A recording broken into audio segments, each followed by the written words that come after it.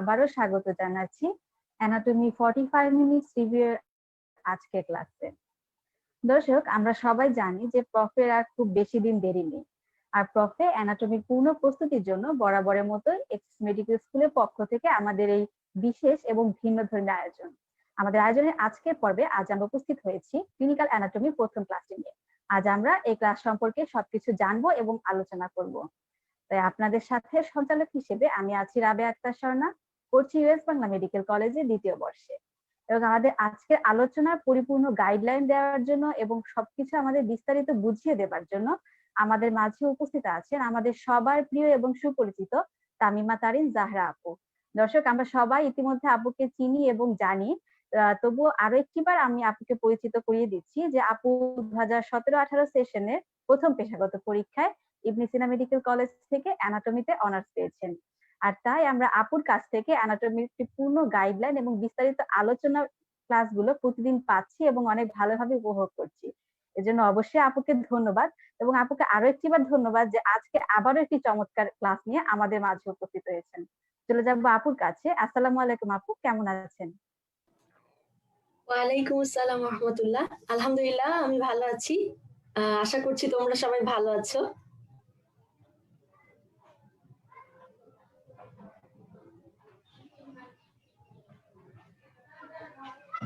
জি আপু, সুন্দর আছে। আমাদের ক্লিনিক্যাল অ্যানাটমি নিয়ে সবার মাঝে দেখা যাচ্ছে একটু কম করা হয় কিংবা একটু বেশি একটা ধরা উপকারী হবে। দর্শক, আপনারা কিন্তু আজকে যে কোনো প্রশ্ন কমেন্ট সেকশনে আমাদের জানিয়ে দিতে পারে। কমেন্টে কিন্তু বন্ধুদের মেনশন করে দিয়ে সবাইকে দেখার সুযোগ করে দেব আপুর কাছে। আপু, আমাদের আগে সুন্দর ক্লাসটি শুরু করার জন্য আপনাকে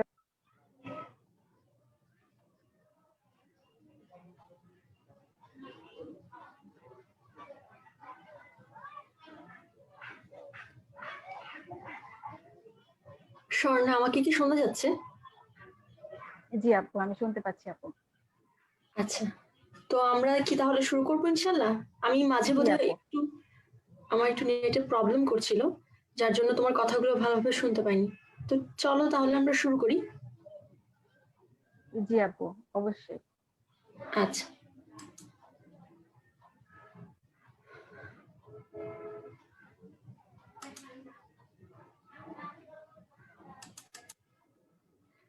আমাদের ক্লিনিক্যাল অ্যানাটমিতে আসলে আজকে আমরা জানি আমাদের ক্লিনিক্যাল অ্যানাটমি মানে হোল অ্যানাটমিটার ক্লিনিক্যাল পার্টটা থেকে আমরা চেষ্টা করেছি সবচেয়ে কমন এবং সবচেয়ে ইম্পর্টেন্ট যে কোয়েশ্চেনগুলো আছে আমাদের, সেই কোয়েশ্চেনগুলোকে একসঙ্গে করে তোমাদেরকে একটু ধারণা দেওয়ার চেষ্টা।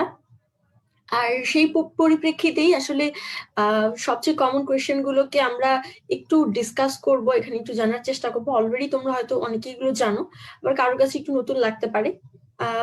ফার্স্ট ইয়ারের স্টুডেন্টরা যদি কেউ থেকে থাকো, তাহলে তাদের উদ্দেশ্যে আমি বলবো এই জিনিসটা কিন্তু আমাদের সারা জীবনেই লাগবে। তো আমরা ইনশাল্লাহ শুরু করব সুপিরিয়র এক্সট্রিমিটি দিয়ে। সুপিরিয়র এক্সট্রিমিটি থেকে আমাদের বেশ কিছু ক্লিনিক্যাল জিনিস লাগে। তো চলো, শুরুতেই আমাদের এখানে আছে ব্রেস্ট। তো ব্রেস্ট থেকে আমাদের একটা একদম সবচেয়ে কমন কোয়েশ্চেন তোমরা জানো রিটেন ভাইবার জন্য, সেটা হচ্ছে লিমফ্যাটিক ড্রেনেজ, তাই না? এই লিমফ্যাটিক ড্রেনেজের সাথে অ্যাসোসিয়েটেড একটা জিনিস আমাদের লাগে, সেটা হচ্ছে আমাদের পাউডিয়া অরেঞ্জ। পাউডিয়া অরেঞ্জটা কি? এটা আমাদের ইনভ্যারিয়েবলি ভাইভাতে জিজ্ঞাসা করে, মাঝে মধ্যে আমাদের ডিসেকশনে থাকে, আবার রিটেন পার্টেও এই জিনিসটা খুবই লাগে, এবং এটা অবশ্যই খুব ইম্পর্টেন্ট। এবং বলা বাহুল্য আজকে ক্লিনিক্যাল অ্যানাটমিতে আমাদের আসলে অ্যানাটমি সবটা তো আমাদের ক্লিনিক্যাল লাইফে লাগে না। ক্লিনিক্যাল লাইফে সেটাই বেশিরভাগ লাগবে যেটা আমাদের আসলে প্র্যাকটিসের সাথে ইন ফিউচার আমাদের যেই আমাদের যেই আসলে এইমের উদ্দেশ্যে আমরা যাচ্ছি, সেই এইমের সাথে অ্যাসোসিয়েটেড বেশি। তো প্রথমে আসি পাউডি অরেঞ্জ। এটা আমরা শর্টলি যদি বলতে চাই যে যদি কোনো কারণে কোনো ক্যান্সারের কারণে বা হচ্ছে কার্সিনোমা যাই বলো, ক্যান্সারের কারণে যদি আমাদের সুপারফিশিয়াল লিমফ্যাটিক যে ভেসেলগুলো আছে ব্রেস্টের, সেই ভেসেলগুলোতে যদি অবস্ট্রাকশন হয়, তাহলে কিন্তু আমাদের ব্রেস্টের যে স্কিনটা আছে সেখানে ইরিমা প্রডিউস হয়। এবং এই ইরিমাটাই হচ্ছে কি একটা অ্যাপিয়ারেন্স দেয় সেটা হচ্ছে অরেঞ্জ লাইক, অরেঞ্জের যে স্কিনটা আছে তোমরা জানো কমলা লেবুর একটা স্কিন আছে, সেই স্কিনের মতো একটা অ্যাপিয়ারেন্স দেয় এই কালার, অ্যাপিয়ারেন্স এবং কালারটা, এইটাকেই আমরা বলছি পাউডি অরেঞ্জ। তো আমরা যদি একটু গুছিয়ে বলি এটাকে আমরা এভাবে ডিনোট করতে পারি যে obstruction of the superior superficial lymphatic vessels by cancer cells may produce edema of the skin, giving rise to an appearance like that of the skin of an orange, and this appearance is called powdery orange. তো আচ্ছা, এখান থেকে আরো কিছু associated জিনিস আমরা একটু জেনে রাখতে পারি, সেটা হচ্ছে এই যে পাউডি অরেঞ্জ, এটা তো আমাদের লিমফ্যাটিক্স এর সাথে obviously related, superficial lymphatic vessel গুলো আসলে, তো এখানে অবস্ট্রাকশন হচ্ছে। এখন টিচাররা মাঝে মধ্যে ভাইভাতে কোয়েশ্চেন করে থাকেন আমাদের যে একটা ক্যান্সার, সাপোজ কোন একটা মানে একজন ফিমেলের একটা ব্রেস্টে ক্যান্সার হয়েছে, তো সেই ক্যান্সারটা কি অপোজিট ব্রেস্টে স্প্রেড করতে পারে কি না? হ্যাঁ, অবশ্যই পারে। কারণ কিভাবে পারে দেখো, আমরা জানি যে আমাদের যে মানে যে যে লিমফ্যাটিক্স গুলো আছে, সুপারফিশিয়াল লিমফ্যাটিক গুলো আসলে অ্যাক্রস দ্য মিড লাইন, আমাদের মিড লাইনে এসে আমাদের অপোজিট সাইডের লিম্ফ নোডের সাথে মানে একটা লিমফ্যাটিক্স এর সাথে একটা কমিউনিকেশন থাকে, যার কারণে একটা ব্রেস্ট থেকে লিমফ্যাটিক্স এর মাধ্যমে ইজিলি একটা ক্যান্সার বা ক্যান্সার সেল যেটাই বল না কেন সেটা কিন্তু অপোজিট ব্রেস্টে হচ্ছে গিয়ে ইনভেট করতে পারে অপোজিট ব্রেস্টকে। সো একটা এটা একটা ভাইবা কোয়েশ্চেন ছিল। আরেকটা কোয়েশ্চেন হচ্ছে আমাদের সবচেয়ে frequent side of carcinoma of or cancer of breast, হ্যাঁ, তো কোনটা? এটা হচ্ছে upper and the outer quadrant of the breast. এটাও একটা ইম্পর্টেন্ট কোয়েশ্চেন আমাদের ভাইবার জন্য। আচ্ছা, তো এই জিনিসটা আমাদের একটু ভালো মতো পড়তে হবে এবং কেন আমরা এটাকে বলছি, সো এই পার্টটা আমাদের একটু ভালো মতো লাগে। এরপর আসি আমাদের আচ্ছা, সাথে অবশ্যই সুপারফিশিয়াল যে আমাদের যে লিমফ্যাটিক যে ড্রেনেজটা আছে এটাও কিন্তু খুব ভালোভাবে লাগবে। আমরা 45 মিনিটস রিভিউ সেশনগুলোতে আমরা বলেছি যে আমাদের মানে লিমফ্যাটিক যেটা আছে, lymphatic drainage of the breast, এটা কিন্তু খুবই ইম্পর্টেন্ট একটা কোয়েশ্চেন, সুপিরিয়র এক্সট্রিমিটি থেকে one of the most important question. আচ্ছা, এরপর আসি আমাদের আর কি লাগে। এখান থেকে আরেকটা আছে, সেটা হচ্ছে আমাদের কিছু নার্ভ রিলেটেড কিছু কোয়েশ্চেন খুব কমনলি এবং ইনভ্যারিয়েবলি আমাদেরকে জিজ্ঞাসা করা হয়। যেমন প্রথমটাই হচ্ছে দেখো আর্ভস পালসি, এখানে জিজ্ঞাসা করে হোয়াট ইজ আর্ভস পালসি, এবং এটা কিন্তু মাঝে মধ্যে আবার আমাদের রিটেন পার্টে শর্ট কোয়েশ্চেন হিসেবে চলে আসে এবং ভাইভাতেও খুব লাগবে। আর্ভস পালসিটা জানার আগে আমাদের আর্ভস পয়েন্টটা জানতে হবে। আর্ভস পয়েন্টে আমরা অলরেডি বলেছি যে এটা একটা মিটিং পয়েন্ট অফ 4 নার্ভস, যেখানে আমরা জানি যে আমাদের রুট অফ দ্য সার্ভাইকাল 5 এবং সার্ভাইকাল 6 যে নার্ভ আর স্পাইনাল নার্ভ, এবং সেটা সেখানে এই দুইটা নার্ভ থাকে। তারপর থাকে হচ্ছে তোমার নার্ভ টু সাবক্লাভিয়াস, তারপর হচ্ছে সুপ্রাস্ক্যাপুলার নার্ভ, আর হচ্ছে আপার ট্রাঙ্কটা আর কি, এখানে অ্যান্টেরিয়র ডিভিশন এবং পোস্টেরিয়র ডিভিশনটা, আপার ট্রাঙ্কের অ্যান্টেরিয়র এবং পোস্টেরিয়র ডিভিশন, তার মানে টোটালি 6টা।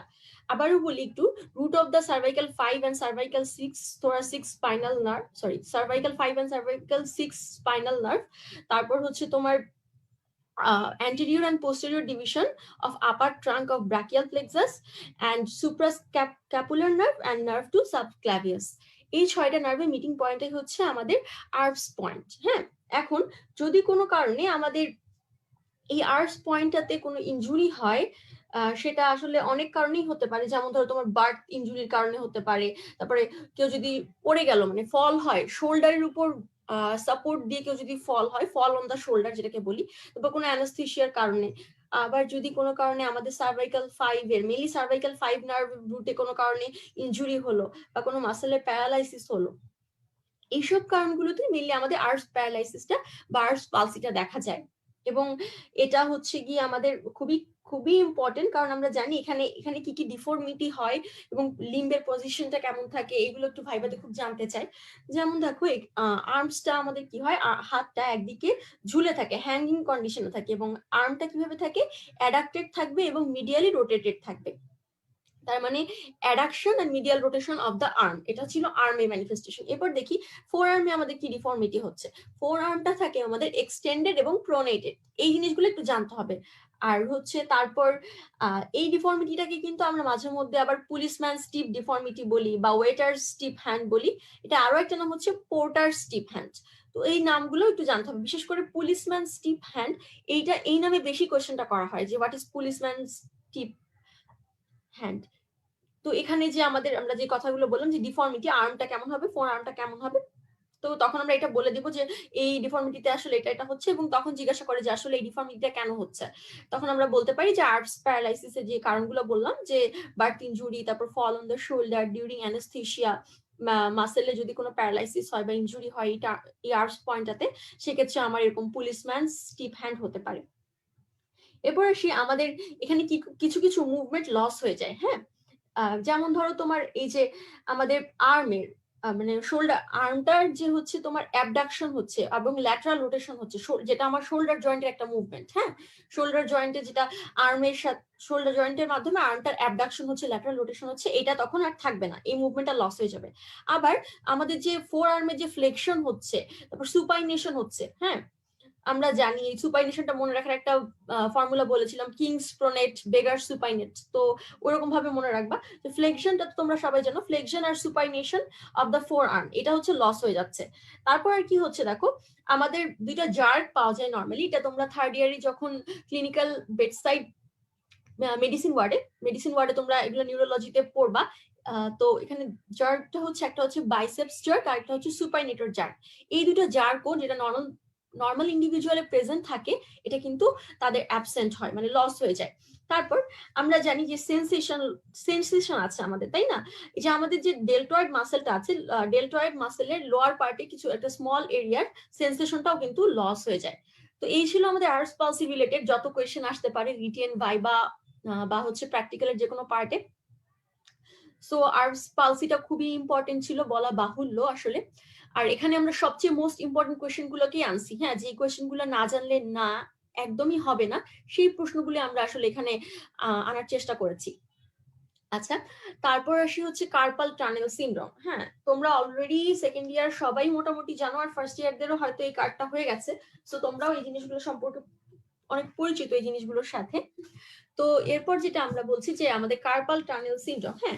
কার্পাল টানেল সিনড্রোমটা কিন্তু খুব লাগে আমাদের। আমরা জানি কার্পাল টানেল আমাদের কার্পাল টানেলের ফরমেশনটা, আমরা বাউন্ডারিটা, এগুলো একটু আমরা জানবো এবং এটার কন্টেন্টটা জানবো। কোনো কারণে যদি আমাদের এই কার্পাল টানেলের মধ্যে, আমরা জানি কার্পাল টানেলের, আচ্ছা আগে একটু বলে নিই যেহেতু সিনড্রোমটা বলতে গেলে লাগবে, যে আমাদের কার্পাল টানেলটা হচ্ছে এই যে আমাদের ফ্লেক্সর রেটিনাকুলাম ছিল, ফ্লেক্সর রেটিনাকুলামটা অ্যান্টেরিয়রলি হচ্ছে কি একটা কনকেভিটি ফর্ম করছে কার্পাল বোনের সাথে, এবং এটাকে আলটিমেটলি এই কনকেভিটি যেটা ফর্ম করছে, এই কনকেভিটিটাকে একটা টানেলে কনভার্ট হয়ে যাচ্ছে আলটিমেটলি, এবং এই টানেলটাকে আমরা বলছি কার্পাল টানেল। এবং এই কার্পাল টানেলের হচ্ছে গিয়ে কিছু পিলার আছে, যেমন ল্যাটারাল পিলার, যেটা কনকেভিটি ল্যাটারাল পিলার, সেটা ফর্ম করা হয় আমাদের স্ক্যাফয়েডের যে টিউবারকেল আছে এবং ট্রাপিজিয়ামের যে ক্রেস্ট আছে সেখান থেকে, এবং মিডিয়াল পিলারটা ফর্ম হয় হচ্ছে আমাদের হুক অফ দ্য হ্যামেট বোন দিয়ে এবং পিসি ফর্ম দিয়ে, তোমরা জানো অলরেডি। আর এখানে ফ্লেক্সর রেটিনাকুলামের মানে এই যে দুইটা মিডিয়াল এবং ল্যাটারাল পিলারের কথা যেটা বললাম, দুইটা পিলার, এই দুইটা পিলারকে ব্রিজ করে রাখে হচ্ছে আমাদের ফ্লেক্সর রেটিনাকুলাম, এবং আলটিমেটলি আমাদের এটা একটা কনকেভিটি, একটা টানেলে তৈরি হয়ে যাচ্ছে।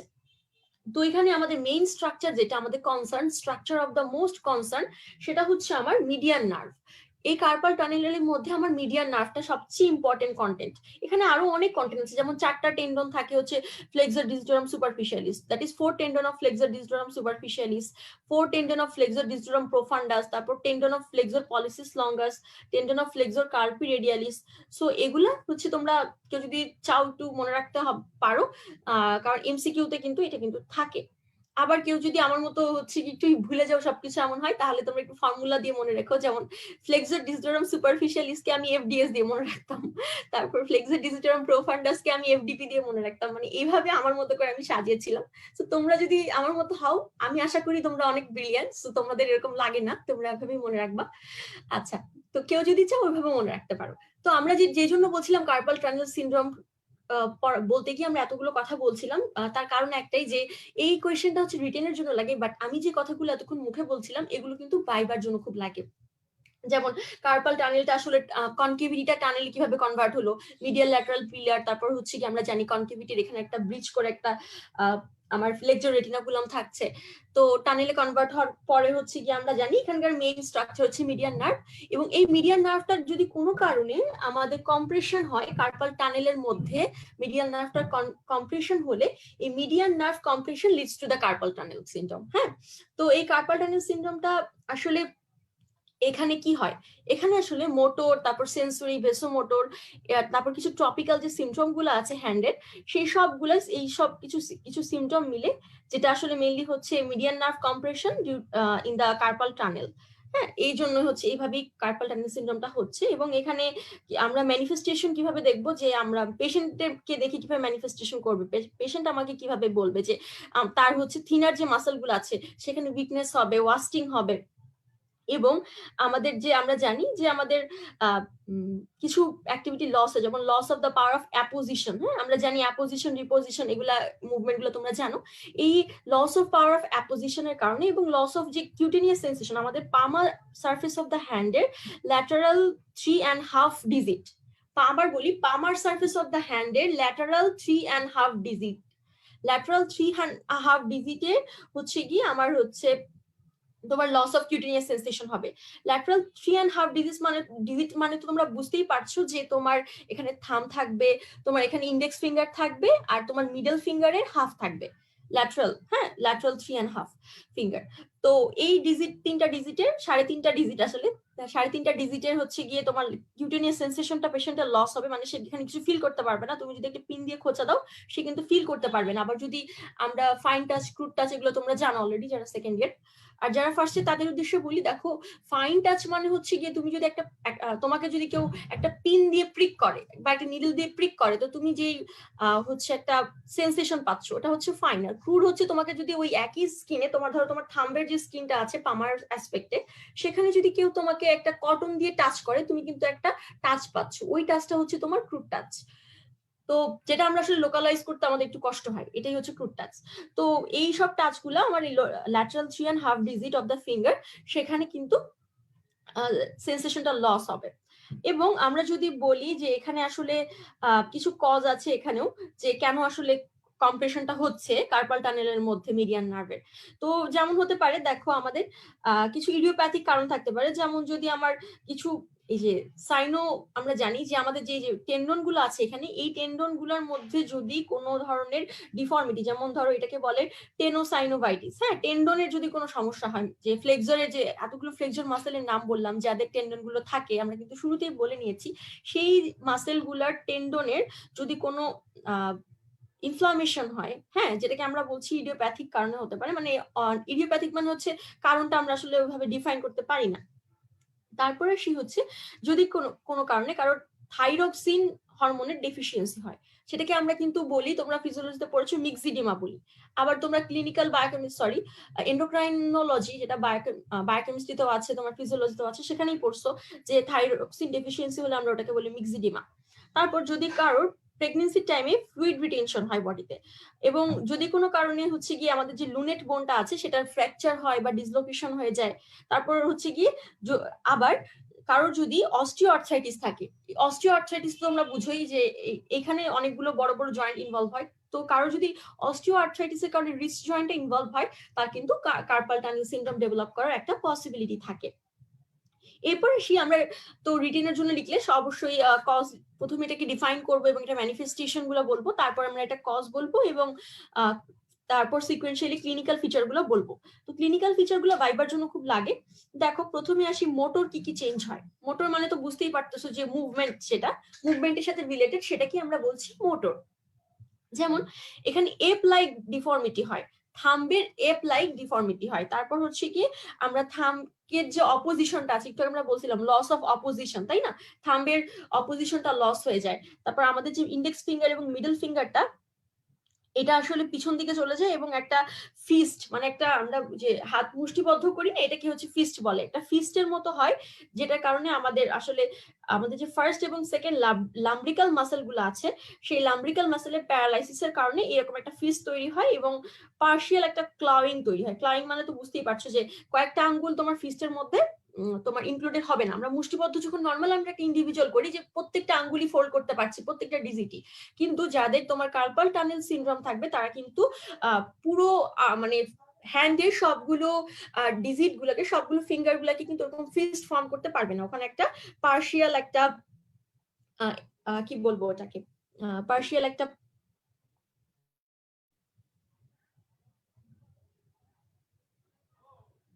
ক্লয়িং তৈরি হয়। তো এরপর এই ছিল আমাদের মোটর চেঞ্জ। এরপর আসি সেন্সরি কি চেঞ্জ হচ্ছে। আমরা যে অলরেডি বলে ফেলেছিলাম যে আমাদের যে ল্যাটারাল 3.5 ডিজিট ইনক্লুডিং দেয়ার নেল বেডস, হ্যাঁ, এবং ডিস্টাল ফ্যালাঞ্জেস। যেমন ধরো ল্যাটারাল বলতে আমরা বুঝতেই পারছি, তোমরা তো জানো একটা বডির অ্যানাটমিক্যাল পজিশনে যেটা ল্যাটারাল হয়, যেমন আমাদের ল্যাটারালি আমাদের বোনস থাকে হচ্ছে আমাদের রেডিয়াস। সো রেডিয়াসের দিকে এভাবে মনে রাখতে পারো যে রেডিয়াসের পাশেই থাকছে থাম, তারপর থাকছে ইন্ডেক্স ফিঙ্গার, তারপর থাকছে তোমার মিডল ফিঙ্গার। সো এই তিনটা, এবং হচ্ছে তোমার রিং ফিঙ্গারের হচ্ছে ল্যাটারাল হাফ। তার মানে ল্যাটারাল 3.5 ফিঙ্গারের সেন্সরি লস হচ্ছে, এটা আমরা বলছি। তারপর আসি ভেসোমোটর চেঞ্জ। ভেসোমোটর চেঞ্জে আমরা হচ্ছে জানি যে এরিয়াতে আমার স্কিনে সেন্সরি লস হচ্ছে সেই এরিয়াতে কিন্তু আমার স্কিনটা অনেক ওয়ার্ম হবে, টেম্পারেচারটা একটু বেশি থাকবে এবং ড্রাই হয়ে যাবে জায়গাটা, ওয়ার্মার এবং ড্রায়ার হবে ভেসোমোটর চেঞ্জের কারণ। এটাকে আমরা ভেসোমোটর চেঞ্জ বলছি। এরপর সে ট্রপিক চেঞ্জ। কি ট্রপিক চেঞ্জ হবে? আমরা জানি যাদের হচ্ছে একদম একটা ট্রপিক মানে হচ্ছে প্রলং বা একটা লং স্ট্যান্ডিং কেস, হ্যাঁ, যেখানে আমার যদি এই প্যারালাইসিসটা যদি লং স্ট্যান্ডিং হয় সেক্ষেত্রে কিন্তু আমাদের স্কিনটা অনেক ড্রাই স্কেলি হয়ে যাবে। স্কেলি মানে তো বুঝোই যে একটু রাফ হয়ে যাবে। তারপর হচ্ছে আমরা এই যে ল্যাটারাল 3.5 ফিঙ্গারের কথা বলছি, সেই নেল গুলা কিন্তু ক্র্যাক করতে পারে। সেখানে হচ্ছে গিয়ে অ্যাট্রফি, আমরা জানি ফিঙ্গারে পাল্প থাকে নিলে, তো এই পাল্প গুলোর কিন্তু অ্যাট্রফি হয়ে যেতে পারে। এবং পেশেন্ট কি কমপ্লেন করবে আমার কাছে? পেশেন্ট আমাকে বলতে পারে যে তার আসলে এই যে মিডিয়ান নার্ভ, পেশেন্ট তো বলবে না যে ডক্টর আমার হচ্ছে মিডিয়ান নার্ভের এরিয়াতে হচ্ছে পেন হচ্ছে। পেশেন্ট আমাকে জায়গা দেখাবে যে আমার এই জায়গাগুলোতে হচ্ছে এরকম পেইন হচ্ছে, ইন্টারমিডিয়েন্ট, এবং পেইনের নেচারটা হচ্ছে ইন্টারমিডিয়েন্ট, মানে হুট করে আসে আবার হুট করে চলে যায়, ইট ইজ নট কন্টিনিউয়াস। হ্যাঁ, এটা হবে ইন্টারমিডিয়েন্ট, আসবে আবার চলে যাবে, এরকম একটা condition. Intermediate attack of pain হবে। মিডিয়ান নার্ভের যে ডিস্ট্রিবিউশন সেটা এক আর্মেও হতে পারে, রাইট সাইডে হতে পারে, কারোর লেফটে হতে পারে, বা আর কারোর বাইল্যাটারালও হতে পারে। এবং এই অ্যাটাক গুলো নর্মালি যে ইন্টারমিডিয়েন্ট অ্যাটাক গুলো হবে, এটা মোস্ট প্রবাবলি বেশি সবচেয়ে নাইটে বেশি হয়। হ্যাঁ, এবং এটার আসলে মেইনলি প্রক্সিমালি হয়, মানে পেনটা আসলে পেশেন্টটা রেফার করতে পারে আর্ম এবং ফোর আর্মের যে প্রক্সিমাল এরিয়া গুলাতে।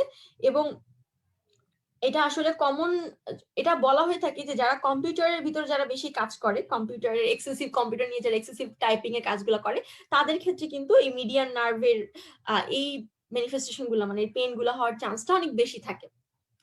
তো এই ছিল আমাদের মোটামুটি কার্পাল টানেল সিনড্রোম নিয়ে।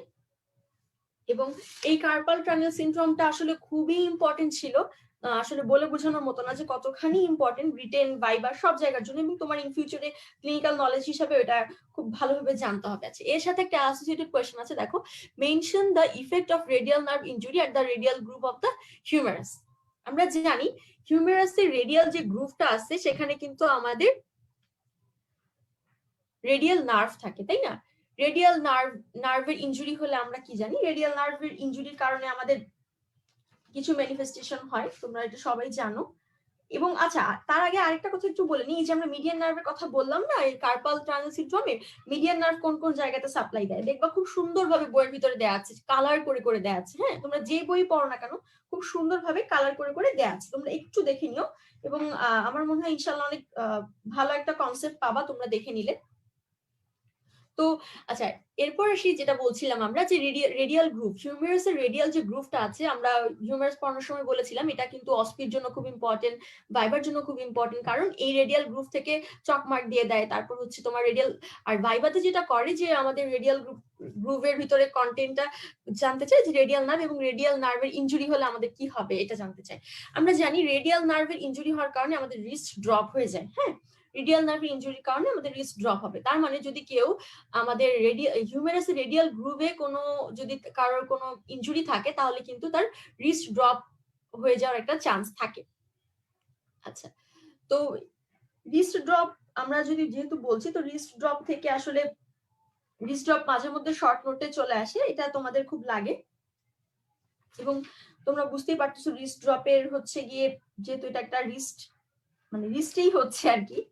এবং রিস্ক ড্রপ থেকে আসলে লাগে বলতে গেলে তোমার এই যে ম্যানিফেস্টেশনটা তোমাদের একটু ভালোভাবে জানতে হবে। তো আচ্ছা, তারপর আসি হচ্ছে আলনার নার্ভ। হ্যাঁ, আলনার নার্ভ ইনজুরি, এই যে কোয়েশ্চেনগুলো তোমরা এখানে দেখছো, এই কোয়েশ্চেনগুলো রিটেনে এইভাবে আসলে রিটেনে বেশি থাকে। আর যেমন ধরো ভাইবাতে মাঝে মধ্যে জিজ্ঞাসা করলো একটা রেডিয়াল নার্ভের ক্ষেত্রে, যেমন ধরো হিউমেরাসে দেখিয়ে বলো রেডিয়াল নার্ভ ইনজুরি হলে কি হয়, তো অনেক সময় দেখা যায় আমরা একটু ভুলে যাই ওরকম ভাবে, তো এইভাবে বলতে হবে। আবার আলনার নার্ভের কোনো আমরা জানি হিউমেরাসের রিলেশনে 3টা ইম্পর্টেন্ট নার্ভ থাকে, তো এক্সিলারি নার্ভ থাকে, আলনার নার্ভ থাকে। তো এই নার্ভগুলোর যেই যখনই আমাদের এটা লোকেশনটা দেখায় তখন কিন্তু জিজ্ঞাসা করে যে এটার ইনজুরি হলে কি হচ্ছে। যেমন আলনার নার্ভ ইনজুরি হলে আমাদের ক্ল হ্যান্ড হচ্ছে, তারপর এক্সিলারি নার্ভ ইনজুরি হলে আমাদের অ্যাবডাকশনটা লস হচ্ছে। হ্যাঁ, শোল্ডার জয়েন্টের যে অ্যাবডাকশনটা ছিল সেই অ্যাবডাকশনটা আসলে লস হয়ে যাচ্ছে।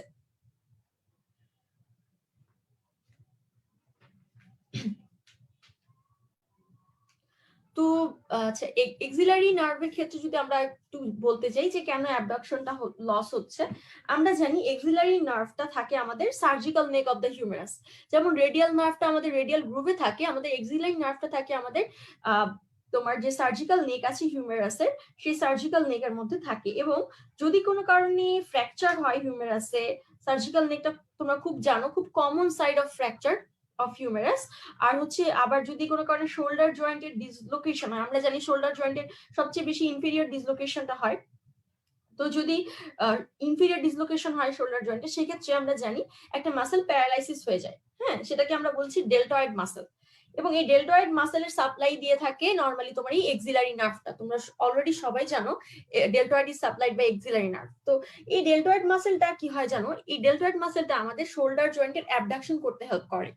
যারা একটু ভালো পারো তাদেরকে জিজ্ঞাসা করে যে আমাদের যে অ্যাবডাকশন অফ দ্য শোল্ডার, হ্যাঁ, যে ডেল্টয়েড মাসেলটা করছে, এই ডেল্টয়েড কত ডিগ্রি থেকে কত ডিগ্রি অ্যাবডাকশন করছে, তখন আমাদের অ্যাঙ্গেলটা বলতে পারলে খুবই ভালো খুশি হন টিচাররা। 15 ডিগ্রি থেকে 90 ডিগ্রি পর্যন্ত অ্যাবডাকশন করে আমাদের এই ডেল্টয়েড মাসেলটা। এই মাসেলটা কি সাপ্লাই দিচ্ছে আমার এক্সিলারি নার্ভ, আর এই এক্সিলারি নার্ভটাই থাকছে তোমার হচ্ছে গিয়ে তোমার যে সার্জিক্যাল নেকটা আছে হিউমেরাসের সেখানে। তো যার কারণে যদি কোনো কারণে সার্জিক্যাল নেকে কোনো ইনজুরি হয়, তার মানে রেডিয়াল নার্ভ ইনজুরি হবে, সরি এক্সিলারি নার্ভ ইনজুরি হবে। আর এই এক্সিলারি নার্ভ ইনজুরি হওয়া মানে ডেল্টয়েড মাসেল ইনজুরি হওয়া, প্যারালাইসিস হওয়া, আর সেক্ষেত্রে কিন্তু আমার অ্যাবডাকশন অফ দ্য শোল্ডার জয়েন্টটা লস হচ্ছে। তো এই গেল আমাদের তোমার এক্সিলারি নার্ভের কথা। এরপর আসি হচ্ছে যেটা আমরা বলতেছিলাম যে আমাদের আলনার নার্ভ। হ্যাঁ, আলনার নার্ভের ক্ষেত্রে বলেছি আলনার নার্ভের ইনজুরিটা আমার ক্ল হ্যান্ড কজ করে। তো এখানে ম্যানিফেস্টেশনটা একটু লাগবে। আমরা জানি এখানে আমাদের আলনার নার্ভের ইনজুরি হওয়া মানে কিন্তু কয়েকটা মাসেলের প্যারালাইসিস হয়ে যেতে পারে এখানে।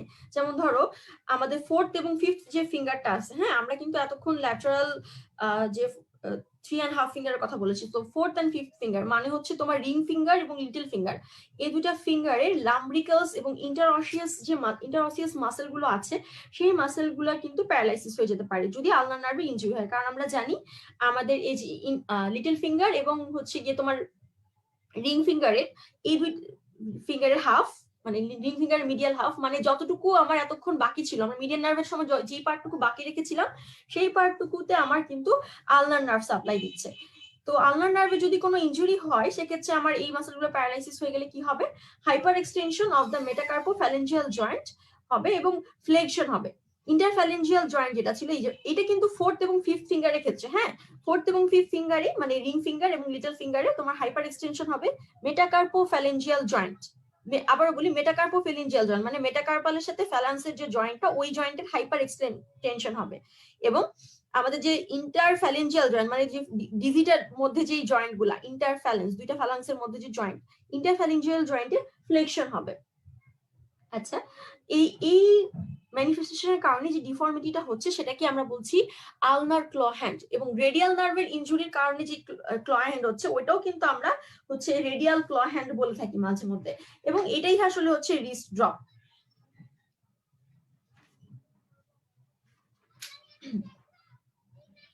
আচ্ছা, তো আমরা তাহলে পরের স্লাইডে যাই। আচ্ছা, এখানেও একই কোয়েশ্চেন চলে আসছে যে how carpal tunnel syndrome occurs, যেটা আমরা অলরেডি বলে ফেলছি যে যদি কোনো কারণে আমাদের কার্পাল টানেলের মধ্যে যে মিডিয়ান নার্ভ আছে সেখানে যদি ইনজুরি হয় তাহলে আমাদের কিন্তু উইকনেস হবে, থিনার এবং হাইপোথিনার মাসেল গুলা যেগুলো আছে সেগুলোর উইকনেস হবে, যার কারণে কিন্তু আমাদের হচ্ছে এই মেইনলি আসলে এই উইকনেস গুলো ডেভেলপ করছে হচ্ছে আমার এই মিডিয়ান নার্ভের ইনজুরির কারণে, যেটা একটা major content of the carpal tunnel. এবং যদি আমার মিডিয়ান নার্ভ ইনজুরি হয় সেক্ষেত্রে কার্পাল টানেল সিনড্রোমটা আলটিমেটলি হচ্ছে। এটাই হচ্ছে কথা। এরপর আসি আমাদের ইনফিরিয়র এক্সট্রিমিটি। আচ্ছা, এখানে সবচেয়ে প্রথমে যেটা লাগে সেটা হচ্ছে ফিমোরাল হার্নিয়া। হ্যাঁ, আচ্ছা আরেকটা কথা একটু বলি যে সুপিরিয়র এক্সট্রিমিটি থেকে আমরা কিছু জিনিস অ্যাড করিনি, কারণ ওটা আসলে সবাইকে জিজ্ঞাসা করে না। আমরা সেশনগুলোতে বলে ফেলেছি অলরেডি যে ওখানে আরো কিছু জিনিস লাগে, যেমন ধরো স্টুডেন্টস এলবো কেমন, তারপর হচ্ছে গিয়ে টেনিস প্লেয়ার্স এলবো কেমন হয়, তারপর তোমার কোলিস ফ্র্যাকচার, স্মিথস ফ্র্যাকচার, কোথায় ডাইনার ফর ডিফর্মিটি হয়, এগুলো কিন্তু আমরা বলেছি, হ্যাঁ সেশনগুলোতে বারবার বলা হয়েছে, তাই এগুলো আর ইনক্লুড করা হয়নি। যারা একটু ভালো করো তারা ওগুলো একটু পড়ে রাখবা, যদিও এগুলো খুব একটা, ওগুলো একটু কমন না, এগুলো ক্লিনিক্যালি কমন না, এই জন্য ওগুলাকে রাখা হয়নি এখানে। আচ্ছা, এরপর আসি হচ্ছে ফিমোরাল হার্নিয়া। হ্যাঁ, ফিমোরাল ট্রায়াঙ্গেল থেকে কোয়েশ্চেনটা আসছে। আমরা জানি ফিমোরাল হার্নিয়াটা কমন ইন ফিমেল। ফিমোরাল হার্নিয়াটা আমরা আসলে ফিমেলদের ক্ষেত্রে কমন বলছি কারণ হচ্ছে আমরা অলরেডি তোমরা জানো যে এখানে একটা হার্নিয়ার ক্ষেত্রে মেলদের ক্ষেত্রে তো কমন হার্নিয়া হচ্ছে তোমার ইনগুইনাল হার্নিয়া, আর ফিমেলের ক্ষেত্রে হচ্ছে ফিমোরাল হার্নিয়া। এখন কেন কমন? ফিমেলের যে ফিমোরাল রিং, তোমরা জানো ফিমোরাল ক্যানেল আছে, তো ফিমোরাল ক্যানেলে ফিমেলে ফিমোরাল ক্যানেলটা একটু থিকনেসটা একটু বেশি হয়, হ্যাঁ। আর মেলের ক্ষেত্রে যে ইনগুইনাল ক্যানেলটা আছে না, ইনগুইনাল ক্যানেল যেহেতু এখান দিয়ে টেস্টিসের ডিসেন্ট হয় before birth and at the just after birth বলা যায়, বা at the time of the birth, তখন আমরা জানি মেলের টেস্টিসের ডিসেন্ট হয়, মানে অ্যাবডোমেন থেকে টেস্টিসটা আসলে তোমার স্ক্রোটামের মধ্যে ডিসেন্ট করে থ্রু থ্রু ইনগুইনাল ক্যানেল। তো এই জন্য আমাদের এই due to the descent of the testis আমাদের মেইলে ইনগুইনাল ক্যানেলটা হচ্ছে গিয়ে অনেক বেশি, ইনগুইনাল ক্যানেলের থিকনেসটা বা ব্রেথটা অনেক বেশি থাকে, ডায়ামিটারটা বেশি হয়ে থাকে দেন ফিমেল। আর হচ্ছে ফিমেলের ক্ষেত্রে যেটা হয়, ফিমেলের ক্ষেত্রে ফিমোরাল ক্যানেলের যে ডায়ামিটার সেই ডায়ামিটারটা একটু বেশি থাকে দেন মেল। সো এই ডায়ামিটার বেশি থাকা মানে হচ্ছে স্পেস বেশি থাকা, আর স্পেস বেশি থাকা মানে কোনো উইকনেস বা কোনো প্রেশারের কারণে আমার কিন্তু খুব ইজিলি হার্নিয়াটা হচ্ছে গিয়ে এদিকে তোমার চলে আসতে পারে ফিমোরাল ক্যানেল দিয়ে। তো সেক্ষেত্রে আমরা এটাকে বলি ফিমোরাল হার্নিয়া। হ্যাঁ, এখান থেকে আবার ভাইভাতে মাঝে মধ্যে যদি রিটেনে আসে, রিটেনের জন্য এটা বেশি ইম্পর্টেন্ট, যদি ভাইভাতে মাঝে মধ্যে কিন্তু ডিরেক্ট ইনডিরেক্ট হার্নিয়া এগুলোতে চলে যায়। ডিফারেন্স গুলো আর কি একটু জানতে চাই। পরে আসি লেগ। হ্যাঁ, লেগের মাসেলের মধ্যে এখানে আমরা জানি, আমাদের এখানে বলা হয়েছে যে why running is impossible in cut injury to the tendo Achilles. এটা একটা খুব কমন একটা কোয়েশ্চেন, হ্যাঁ একদম কমন একটা কোয়েশ্চেন, যেটা আসলে কমনলি তোমার ইনফ্লেক্স থেকে আসে, যে টেন্ডো অ্যাকিলিস ছাড়া আমাদের রানিংটা আসলে নেভার নেভার নেভার পসিবল। হ্যাঁ, কারণ শুধু রানিং না, তুমি ওয়াকিংও করতে পারবা না, হ্যাঁ ওয়াকিংও পসিবল না, কারণ আমরা জানি আমাদের টেন্ডো অ্যাকিলিসটা আসলে রেসপন্সিবল ফর দ্য প্রোপেলিং ফোর্স। আমরা জানি প্রোপেলিং ফোর্স কিসে দেওয়া হয়, ওয়াকিং এর ক্ষেত্রে, রানিং এর ক্ষেত্রে, এইসব কাজের ক্ষেত্রে আমাদের একটা প্রোপেলিং ফোর্স লাগে। এই প্রোপেলিং ফোর্সটা হচ্ছে, এবং এই প্রোপেলিং ফোর্সের কারণেই কিন্তু আমাদের যে অ্যাঙ্কেল জয়েন্ট আছে, এই অ্যাঙ্কেল জয়েন্টের প্ল্যান্টার ফ্লেকশন হয়। প্ল্যান্টার ফ্লেকশন যখন হবে, এবং এই প্ল্যান্টার ফ্লেকশন হওয়ার কারণেই আমরা হাঁটতে পারছি। আর অবশ্যই হাঁটটা মানে বুঝতেই পারছো, দৌড়াতে গেলেও এই জিনিসটাই লাগছে এবং এটা অনেক ফাস্ট হচ্ছে তখন। সো এই যদি কারোর টেন্ডো অ্যাকিলিস না থাকে তার তো প্ল্যান্টার ফ্লেকশনই হবে না, তাই না? অ্যাঙ্কেল জয়েন্টের একটা মোস্ট ইম্পর্টেন্ট বলা যায় মুভমেন্ট যেটা প্ল্যান্টার ফ্লেকশন, সেটাই হবে না। সো এটা যদি না হয়, প্ল্যান্টার ফ্লেকশন যদি না হয়, তাহলে কিন্তু প্রোপেলিং ফোর্স দিয়ে আমরা যে কাজগুলো করি, যেমন ওয়াকিং, রানিং, লিপিং, এই কাজগুলো কিন্তু আমরা আর করতে পারবো না। তাই হচ্ছে গিয়ে আমাদের যদি কারো টেন্ডনটা কাট করা হয়, তার ওয়াকিংটা হয়তো পসিবল হবে, মানে একদম যে হাঁটতে পারবে না তা না, হাঁটতে পারবে কিন্তু দৌড়াতে কখনোই পারবে না, মানে দৌড়ানো অসম্ভব। হাঁটতে পারবে, একেবারে যে পারবে না তা না, উইকনেস থাকবে, হাঁটতে পারবে, কিন্তু দৌড়ানো তার পক্ষে কখনোই সম্ভব হবে না। কারণ আমরা আচ্ছা, এখান থেকে টেন্ডো অ্যাকিলিস থেকে, টেন্ডো অ্যাকিলিসের একটা হিস্ট্রি আছে, কেন এটাকে টেন্ডো অ্যাকিলিস বলা হচ্ছে, একটা গ্রিসের একটা কি বলবো একটা হিস্ট্রি আছে, তোমরা অনেকে হয়তো জানো, অনেকে জানো না, যে এরকম একজন, আমার আসলে নামগুলো এখন মনে নেই কারণ ভাইবার ওই স্টেপটা পার করে এসেছি, তখন আবার পড়েছিলাম স্টোরিতে ওই নামগুলা, কিছু গডের নাম থাকে আসলে, তো তাদের নামগুলো একটু মনে রাখতে হয়। তো একজন গডেসের এরকম একটা সান ছিল, তো ওই সানটাকে অমরত্ব দেওয়ার জন্য তোমার একটা সি ছিল, ওই সিটার ভিতরে করা হয়েছিল, ইমার্স করা হয়েছিল। তো ওকে যখন ওইটার মধ্যে ডুবানো হয়েছিল তখন ওর পায়ে টেন্ডো অ্যাকিলিস ওখানটা ধরে ওকে জাস্ট ইমার্স করা হয়েছিল। তো ইমার্স করার কারণে হোল বডিটা হচ্ছে ওই সি এর ওয়াটারটাকে পেয়েছিল, বাট ওই টেন্ডো অ্যাকিলিসের ওই জায়গাটা যেখানে মানে ওখানে ওকে হোল্ড করা হয়েছিল যে জায়গাটা, পায়ের ওই জায়গাটা ধরে, তো এই জন্য ওই জায়গাটার ভিতরে আসলে ওই জায়গাটার ভিতরে বলা হয় একটা মাইথোলজি। আই রিপিট, এটা মাইথোলজি, এটা কিন্তু কোনো ট্রু স্টোরি না। তো যার জন্য দেখা যায় যে এই গড পরে যখন সে গড হয় আর কি, তো তার এই জায়গাটার উইকনেসের কারণে তাকে কোনো কিছু দিয়েই কোনোভাবেই বশীভূত করা বা হচ্ছে তাকে পরাজিত করা যাচ্ছিল না। তারপর কারণ পরে জানা গেল তার একটা উইকনেস আছে, সেটা হচ্ছে তার এই টেন্ডো, এই যে তার এই জায়গাটা, যে জায়গাটা আমরা টেন্ডো অ্যাকিলিস এখন বলি, এই জায়গাটায় যদি কেউ তীর মারে তাহলে তাকে মারা যাবে। আর কোনো কারণে আসলে সেই গডকে তারা বশীভূত করতে পারেনি। পরে অপোনেন্ট করে কি, তার ওই টেন্ডো অ্যাকিলিসের জায়গায় একটা এরকম তীর বা ওরকম কিছু একটা করে, মারে। আমার আসলে স্টোরিটা এত ভালো মনে নেই, তোমরা একটু দেখে নিও। যারা মুভি দেখো ভালো, আমি আসলে এত মুভি টুভি দেখি না, যারা মুভি দেখো তারা অনেক ভালো বলতে পারবা। তো হচ্ছে গিয়ে তার জন্যই দেখা যায় যে পরে ওই গডটা মারা যায়, মানে আলটিমেটলি সে হয়তো তার আসলে কিছু প্রবলেম হয়, যাই হোক। তো এই তার অ্যাকর্ডিং টু দিস মাইথোলজি এখান থেকে কিন্তু এই যে অ্যাকিলিস, হ্যাঁ, এই অ্যাকিলিস থেকে টেন্ডন যেহেতু এটা একটা, তো অ্যাকিলিসের থেকে এখানে টেন্ডো অ্যাকিলিস বলি আমরা এটাকে, এই জন্য মেইনলি অ্যাকিলিস ওয়ার্ডটা ওই মাইথোলজি থেকে আসছে। তো এটাই ছিল হিস্ট্রি, যেটা একটা উইকনেস ছিল। তো এটা কিন্তু আমাদের খুব লাগে, যেমন ধরো টেন্ডো অ্যাকিলিস থেকে কি কি কোয়েশ্চেন আছে, এটা শর্ট নোটে থাকতে পারে। তারপর এটার আরেকটা নাম হচ্ছে টেন্ডো ক্যালকেনিয়াসও বলা হয় টেন্ডো অ্যাকিলিসকে, এবং এটা হচ্ছে থিকেস্ট এবং strongest tendon of the body. হ্যাঁ, এটা একটা কোয়েশ্চেন যে আমাদের সোলিয়াস এবং যে গ্যাস্ট্রোকনিয়াস মাসেল আছে, এই দুইটা মাসেলের একটা কমন ইনসারশন এই টেন্ডনে গিয়ে হচ্ছে। হ্যাঁ, এবং এই মাসেলের ইনসারশনটাই আসলে একটা টেন্ডন। হ্যাঁ, ব্যাপারটা হচ্ছে এরকম, এবং এটা লেন্থটা মাঝে মধ্যে লাগে যে 50 সেন্টিমিটার লেন্থ। আর অবশ্যই মনে রাখবা যে it is the thickest and strongest tendon of the body. আমাদের বডিতে যত টেন্ডন আছে তাদের মধ্যে সবচেয়ে স্ট্রংগেস্ট টেন্ডন হচ্ছে এই টেন্ডো অ্যাকিলিস বা টেন্ডো ক্যালকিনিয়াস। আচ্ছা, এবং এটার আসলে কিছু ইনসারশন এক্সটেনশন আছে, যারা একটু ভালো করতে চাও পড়ে নিও, আমি আসলে এত ডিটেলসে বলছি না। এবং এটাকে আমরা বলি ট্রাইসেপস সুরি বলা হয়, একটা টার্ম আছে ট্রাইসেপস সুরি, যারা একটু ভালো করতে চাও তারা একটু জানবা এটা ট্রাইসেপস সুরিটা কি।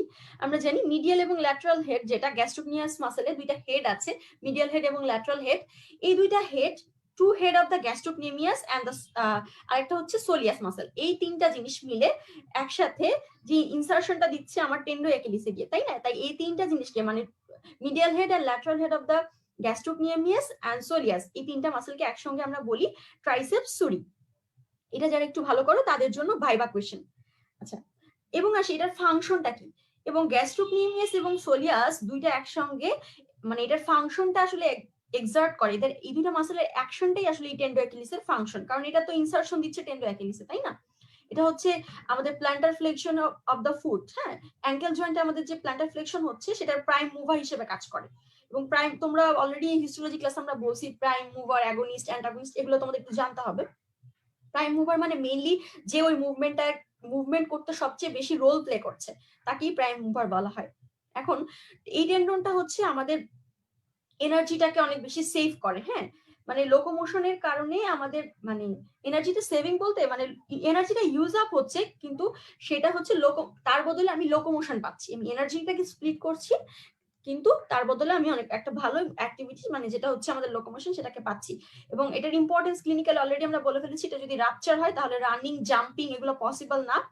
এবং এই রাপচারটা ইউজুয়ালি হয় হচ্ছে গিয়ে একদম ইনসারশনের পয়েন্টটাতে হয় যে তা না, ইনসারশনের একটা ন্যারোয়েস্ট পার্ট আছে যেটা হচ্ছে অ্যাবাভ, মানে ইনসারশনের অ্যাবাভ 5 সেন্টিমিটার, ইনসারশন হওয়ার 5 সেন্টিমিটার উপরে যে সবচেয়ে একদম থিন যে এরিয়াটা আছে এবং বা ন্যারোয়েস্ট যে পার্টটা আছে সেই পার্টটাতে গিয়ে কিন্তু খুব কমনলি এই টেন্ডনটা রাপচার হয়ে থাকে। তো এই ছিল এখান থেকে সবচেয়ে ইম্পর্টেন্ট টপিক টেন্ডো অ্যাকিলিস। আচ্ছা, এরপর আমরা যাই যে আমাদের নার্ভ এবং ডার্মাটোম পার্ট থেকে কিছু প্রশ্ন থাকে, যেমন ধরো তোমরা অলরেডি জানো যে এখানে কমন পেরোনিয়াল নার্ভ বলে একটা নার্ভ আছে, এবং এই কমন পেরোনিয়াল নার্ভের যদি কোনো কারণে ইনজুরি হয় তখন কিন্তু আমরা ফুডটাকে রেইজ করতে পারি না। আমরা জানি ফুডটাকে রেইজ করতে হয়, যার কারণে আমরা সুপারফিশিয়াল এবং আমরা আচ্ছা তার আগে একটু বলি, কমন পেরিনিয়াল নার্ভে কিন্তু দুইটা ব্রাঞ্চ আছে, একটা হচ্ছে সুপারফিশিয়াল পেরিনিয়াল নার্ভ আর একটা হচ্ছে তোমার ডিপ পেরিনিয়াল নার্ভ। হ্যাঁ, এবং এই যে আমাদের যদি কোনো কারণে আমাদের এই কমন পেরিনিয়াল নার্ভের কোনো একটা ব্রাঞ্চে ইনজুরি হয়, তখন কিন্তু আমাদের ফুডটাকে আমরা রেইজ করতে পারবো না, এবং এই কন্ডিশনটাকে আমরা বলি ফুড ড্রপ। মানে ফুডটাকে আমি রেইজ করতে পারবো না, ঠিক রিস্টের ক্ষেত্রে যেমন রিস্টটা ড্রপ হয়ে আছে, রিস্টটাকে আমি আর রেইজ করতে পারছি না, মুভমেন্ট করতে পারছি না, ঠিক তেমন ফুড ড্রপ মানে আমি ফুডটাকে রেইজ করতে পারছি না। কজ কি হতে পারে দেখো, যদি কোনো কারণে ফিবুলা, আমরা জানি ফিবুলার নেক হচ্ছে সবচেয়ে commonest side of the fracture, তাই না? লোয়ার লিম্বের সবচেয়ে কমন সাইড অফ ফ্র্যাকচার হচ্ছে নেক অফ দ্য ফিবুলা। এই কমন সাইড মানে যদি কারণ fracture of the neck of the fibula হয়, তাহলে কিন্তু তার হচ্ছে ফুড ড্রপ হওয়ার চান্স থাকে, কারণ এখানে আমার কমন পেরিনিয়াল নার্ভের ইনজুরি থাকে, কমন পেরিনিয়াল নার্ভটা থাকে এবং এখানে ইনজুরি হয়।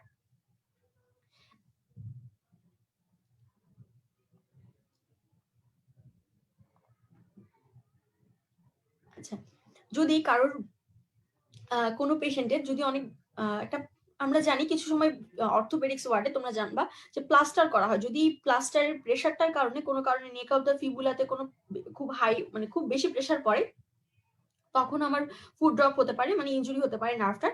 আবার কারো যদি মানে আমাদের কি বলবো, যদি কেউ পোস্টেরিয়র ল্যাটারাল অ্যাসপেক্ট, আমাদের নেক অফ দ্য ফিবুলার যে পোস্টেরিয়র ল্যাটারাল অ্যাসপেক্ট আছে সেই দিকে যদি কেউ পড়ে যায় বা ওইদিকে লিন হয়ে যায়, মানে ওইদিকে ঝুঁকে যায় কোনো কারণে আনওয়ান্টেড ওয়েতে, তখন কিন্তু কমনলি আমাদের এই ফুড ড্রপ হতে পারে, কমন পেরিনিয়াল নার্ভের ইনজুরি হতে পারে। এবং এখানে কি কি মাসেল প্যারালাইজ হচ্ছে এই মাসেলগুলো একটু আমাদের জানতে হবে। আমরা জানি হ্যামস্ট্রিং কম্পার্টমেন্ট যেটা, হ্যাঁ অ্যান্টেরিয়র হ্যামস্ট্রিং এবং কম্পার্টমেন্ট যেটা, এবং ল্যাটারাল যে কম্পার্টমেন্ট আছে আমাদের লেগের, এই দুইটা কম্পার্টমেন্ট আমার মাসেলগুলো ইনভলভ হচ্ছে। তোমরা তো অলরেডি জানো যে ফুটের বা লেগের বা থাইয়ের যাই বলি, বিশেষ করে লেগ এবং থাইয়ের মাসেলগুলো কিন্তু অবশ্যই আমাদের কম্পার্টমেন্ট ধরে ধরে পড়তে হয়। তো আমাদের লেগের যে অ্যান্টেরিয়র কম্পার্টমেন্ট আছে এবং যে ল্যাটারাল কম্পার্টমেন্ট আছে, সেই দুইটা কম্পার্টমেন্টের মাসেলগুলার কিন্তু প্যারালাইসিস হয়ে যায়, কারণ এই মাসেলগুলোকে কিন্তু আমার কমন পেরিনিয়াল নার্ভের ব্রাঞ্চগুলো সাপ্লাই দেয়। তোমরা অলরেডি যদি মাসেল পড়ে থাকো তাহলে অবশ্যই জানবা। এখন আর সেটা ইফেক্টটা কি হয়, যার কারণে আমরা জানি যে এই মাসেলগুলো হচ্ছে প্যারালাইজ হয়, তাদের অ্যাকশনটাই আসলে আর হয় না। যেমন প্ল্যান্টার ফ্লেকশন হয় না, অ্যাঙ্কেল জয়েন্টে প্ল্যান্টার ফ্লেকশন হয় না। আবার হচ্ছে আমাদের যে সাবটালার জয়েন্ট আছে বা যে আমাদের টার্সাল যে জয়েন্ট গুলো আছে, সেই জয়েন্টে যে ইনভার্সন হচ্ছে, ফুটের যে ইনভার্সন হচ্ছিল, ওই ইনভার্সনটাও হবে না, যার কারণে আমাদের ফুটটা কেমন হবে, প্ল্যান্টার ফ্লেকশন থাকবে এবং ইনভার্টেড থাকবে। মানে যা যা হচ্ছে না ঠিক তার অপোজিট কন্ডিশনে থাকবে। যদি আমার মানে আমার যদি যে মাসেলগুলোর কথা আমরা বলছিলাম, যে আমার যদি পেরোনিয়াল নার্ভ বা কমন পেরোনিয়াল নার্ভের ব্রাঞ্চগুলার যে মাসেলগুলোকে সাপ্লাই দিচ্ছে, সেই মাসেলগুলো যদি প্যারালাইজ হয়, তার অপোজিং অ্যাক্টিভিটির যে মাসেলগুলো আছে, হ্যাঁ প্রত্যেকটা মাসেলের মুভমেন্টেরই তো একটা অ্যাগনিস্ট আছে, একটা অ্যান্টাগনিস্ট আছে না, তো তার অপোজিং যে মাসেলগুলো মানে ওর অ্যাক্টিভিটিটাকে যারা হচ্ছে গিয়ে অপোজ করছে, হ্যাঁ সেই মাসেলগুলোর অ্যাক্টিভিটিটাকে অনেক আপার হ্যান্ড হবে, যার কারণে আমাদের প্ল্যান্টার ফ্লেকশন হবে অ্যাঙ্কেল জয়েন্টের, এবং সাবটেলার এবং ট্রান্সভার্স টেলার জয়েন্টের ইনভার্সন হবে, যার কারণে আমার ফুটটা তাহলে থাকছে কি প্ল্যান্টার ফ্লেক্স এবং ইনভার্টেড থাকছে, এবং এই কন্ডিশনটাকে আমরা আসলে বলছি ফুড ড্রপ। তো এটাই ছিল আমাদের ফুড ড্রপ। এরপর আমাদের যেটা লাগবে সেটা হচ্ছে আমাদের থোরাক্স কার্ড। হ্যাঁ, থোরাক্স কার্ডের কিছু পার্ট আমাদের একটু লাগবে। থোরাক্স কার্ড তোমরা জানো খুবই ইম্পর্টেন্ট একটা কার্ড, এবং এখানে অনেক ইম্পর্টেন্ট কিছু প্রশ্ন আছে। আচ্ছা, প্রথমেই আসি প্লুরা। প্লুরার একটা কমন কোয়েশ্চেন দেখো, প্লুরার নার্ভ সাপ্লাইটা খুব ইম্পর্টেন্ট আমরা জানি। তো প্লুরার নার্ভ সাপ্লাই থেকে একটা কোয়েশ্চেন চলে আসে ক্লিনিক্যালি, সেটা হচ্ছে আমরা একটু বলি যে দেখো, irritation of the mediastinal pleura causes referred pain in the lower neck and shoulder tip. আমাদের মিডিয়াস্টিনাল প্লুরা যেটা, সেই মিডিয়াস্টিনাল প্লুরার যদি কোনো কারণে ইরিটেশন হয়, তার কারণে আমাদের রেফার পেন হতে পারে। রেফার পেন মানে তো বুঝছোই যে একটা জায়গার পেন আর একটা জায়গায় রেফার করা। তো রেফার্ড পেন হয়, এটা হচ্ছে নেকের লোয়ার পার্টে এবং শোল্ডার টিপে। এখন আসলে আমরা জানি যে কেন আসলে এটা হচ্ছে। আমরা জানি মিডিয়াস্টিনাল প্লুরাতে সাপ্লাই দেয় কে, ফ্রেনিক নার্ভ, তাই না? এখন ফ্রেনিক নার্ভ যে সাপ্লাই দিচ্ছে, এবং ফ্রেনিক নার্ভের ফরমেশনটা যদি আমরা জানি, এই ফরমেশনটা ভাইবার জন্য খুবই ইম্পর্টেন্ট, একটা ইনফিনিটি স্টার টাইপের কোয়েশ্চেন, যে how phrenic nerve is form. তো এই কোয়েশ্চেনটা আসলে ওই কোয়েশ্চেনেরই একটা মানে সিনোনিমাস কোয়েশ্চেন। আমরা জানি phrenic nerve is form by the ventral rami of the third, fourth and fifth cervical nerve. হ্যাঁ, এই তিনটা থার্ড, ফোর্থ এবং ফিফথ যে সার্ভাইকাল স্পাইনাল নার্ভ আছে, সেই নার্ভগুলোর ভেন্ট্রাল রামাইটা মিলেই আসলে আমার ফ্রেনিক নার্ভটা ফর্ম করা হচ্ছে। এবং এই নার্ভের ফর্মেশনটা হচ্ছে নেকে। হ্যাঁ, মানে স্ক্যালানাস অ্যান্টেরিয়র মাসেল যেটা আছে নেকের, সেই মাসেলের আপার পার্টে, ল্যাটারাল বর্ডারের আপার পার্টে হচ্ছে কি আমার এই ফ্রেনিক নার্ভের ফর্মেশন হচ্ছে। এবং তারপরে এটা আস্তে আস্তে ভার্টিক্যালি ডাউনওয়ার্ডস গিয়ে আমার হচ্ছে থোরাক্সে এন্টার করছে। এবং নার্ভটা থোরাক্সে এন্টার করছে, কিন্তু আমার ultimately internal thoracic artery lateral থেকে মিডিয়াল হয়ে চলে যাচ্ছে, এভাবে ঢুকছে। এবং এটা দেন তোমার সুপেরিয়র মিডিয়াস্টিনাম, তারপর হচ্ছে মিডল মিডিয়াস্টিনামে হচ্ছে গিয়ে লাং রুটের দিকে চলে আসছে, এবং মিডিয়াস্টিনাল প্লুরা ফাইব্রাস পেরিকার্ডিয়ামের মাঝখান দিয়ে ইন্টারভেন করছে। এবং আমরা জানি যে এই যে নার্ভের যে পাথওয়েটা আমরা এতক্ষণ ধরে বলছি, এটা কিন্তু এটা এই জন্য বলছি যে দেখো, এটা ফর্মেশনটা হচ্ছে যে কম্পোনেন্ট গুলা দিয়ে, সেই কম্পোনেন্ট গুলা আলটিমেটলি মানে ফ্রেনিক নার্ভের হচ্ছে গিয়ে ফর্মেটিভ যে কম্পোনেন্ট আছে, সেই কম্পোনেন্ট গুলা কিন্তু আলটিমেটলি আমার নেকে স্ক্যালানাস অ্যান্টেরিয়র মাসলটা কিন্তু তোমার স্ক্যালানাস অ্যান্টেরিয়র মাসলটা কিন্তু অবশ্যই তোমার নেকের মাসল, তোমরা অলরেডি জানো।